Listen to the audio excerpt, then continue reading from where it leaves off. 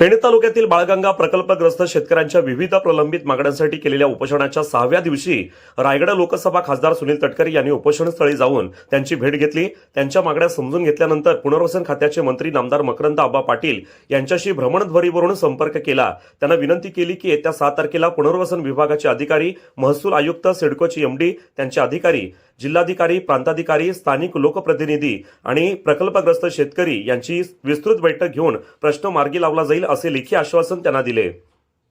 तसेच मुख्यमंत्री आणि उपमुख्यमंत्री यांना देखील या संदर्भात लेखी कळवले आहे। त्यामुळे राज्य सरकारने या सर्व गोष्टींसाठी सकारात्मक भूमिका घ्यावी अशी विनंती खासदार तटकरे यांनी केली आहे। त्यामुळे खासदार सुनील तटकरे यांच्या मध्यस्थीने बाळगंगा प्रकल्पग्रस्त शेतकऱ्यांनी उपोषण मागे घेतले। सगळ्या उपोषणकर्त्यांनी आज साहेबांच्या हस्ते भूमिपुत्रांचे दीर्घकाळ रेंगाळलेले प्रश्न, यामुळे होळीसारखा पारंपरिक उत्सव असताना सुद्धा 5 शेतकरी बंधू त्या ठिकाणी उपोषणाला बसलेले होते। काही सहकार्याने माझी काल भेट घेतली। आज मी या ठिकाणी आलो, यांचा प्रश्न पूर्णपणाने समजून घेतला।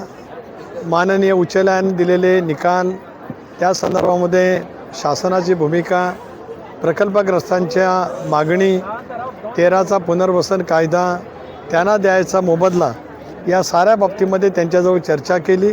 त्या अनुषंगाने पुनर्वसन खात्याचे मंत्री नामदार मकरंद आबा पाटील यांच्याशी मोबाईलद्वारे संपर्क केला।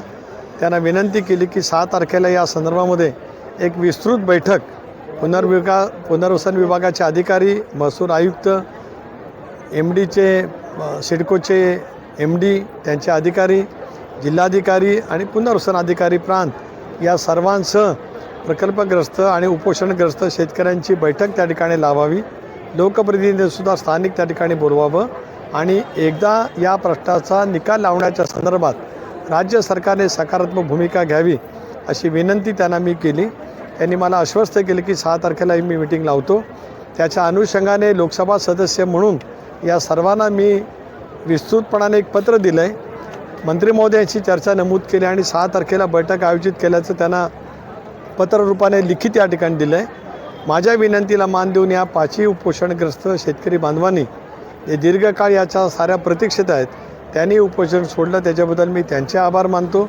फार मोठ्या प्रमाणावरती गेले 6 दिवस होळीचा पारंपरिक सण असताना सुद्धा प्रचंड प्रमाणावरती शेतकरी बांधव, भगिनी, तरुण युवा वर्ग हे सुद्धा या ठिकाणी उपस्थित राहून या प्रकल्पग्रस्तांच्या उपोषणाला त्यांनी पाठबळ त्या ठिकाणी दाखवलं, त्यांचे आभार मानतो।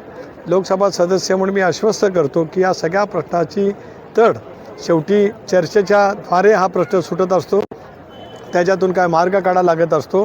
हा जलसिंचन प्रकल्प नाही, तर सिडकोनी MMR रिजनमध्ये पिण्याच्या पाण्याच्या समस्या सोडवण्यासाठी सिडकोच्या फंडातून उभा करण्याचा हा प्रकल्प आहे।